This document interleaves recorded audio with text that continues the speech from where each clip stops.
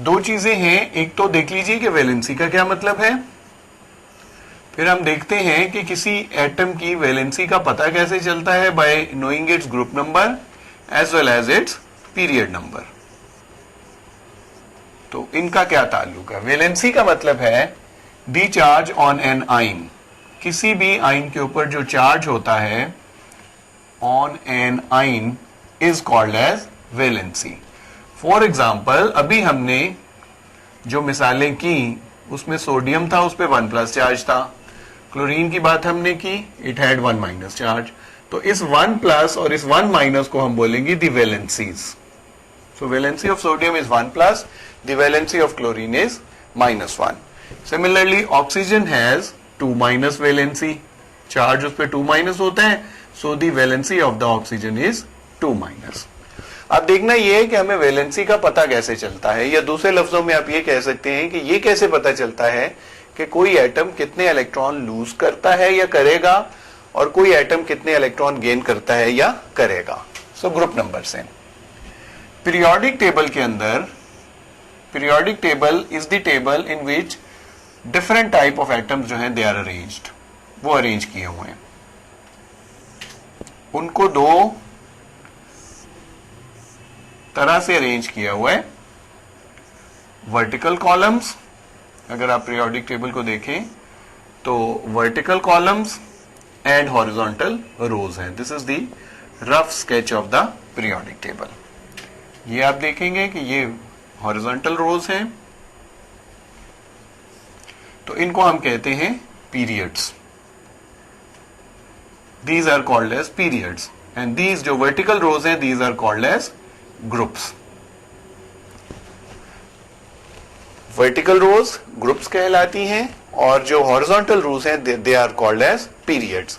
अब periodic table में देखें, इनको फिलहाल आप छोड़ दीजिए, ये जो दो different kind of groups of elements हैं, लीव देम। मैं बाद में पीरियोडिक टेबल में डिटेल से डिस्कस करेंगे कि ये क्या होते हैं, ये क्या होते हैं। फिलहाल आप देखिए दी ग्रुप, जो इसके ऊपर लिखा होगा 1A, तो it's this is group 1A, 2A, similarly इस तरह से 3, 4A, 5A, 6A, 7A and 8A। So groups are further divided into 8 groups, 1A से लेके 8A तक। Periods are divided into 7 periods, 1 to 7। So इसका मतलब horizontally there are 7 rows, while अगर आप इनको छोड़ दें तो वर्टिकली देयर आर 8 ग्रुप्स। तो इनका नंबर, एलिमेंट्स हैं इसके अंदर हैं, तो जिस ग्रुप में एलिमेंट मौजूद है वो ऊपर आपको नंबर का पता चल जाएगा। लाइक फॉर एग्जांपल इस एलिमेंट की आप बात कर रहे हैं, सपोज एक्स एलिमेंट है, इसका ग्रुप नंबर है 3, तो और पीरियड नंबर है 2, 1 and 2। सपोज अगर इसका पीरियड नंबर 2 है और ग्रुप नंबर जो है वो 3 है, तो ग्रुप नंबर जो है ये आपको बताता है the number of electrons in the valence shell. Electrons in the valence shell, valence means last shell, के आखिरी शेल में कितने नंबर ऑफ इलेक्ट्रॉन्स हैं, ये ग्रुप नंबर बताता है। तो इस केस में एलिमेंट का ग्रुप नंबर है 3, तो इसका मतलब इसके वैलेंस शेल में कितने इलेक्ट्रॉन्स हैं, 3। पीरियड नंबर देखिए, इस केस में पीरियड नंबर 2 है। It tells us, it gives us, period number जो है gives us the number of shells, कि उसके अंदर शेल्स कितने हैं। अगर उसका पीरियड नंबर 2 है तो इसका मतलब it has 2 shells.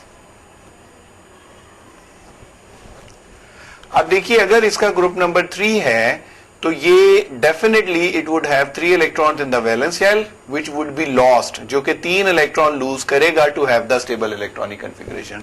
So it would have a 3 positive charge. थोड़ा सा ग्रुप नंबर को मैं दोबारा एक्सप्लेन कर दूं।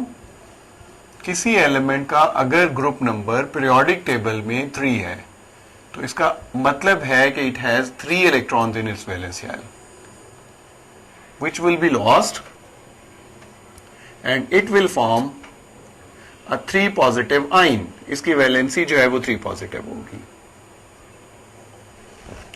अब किसी एलिमेंट का ग्रुप नंबर 5 है, like oxygen, like nitrogen, group number 5 है।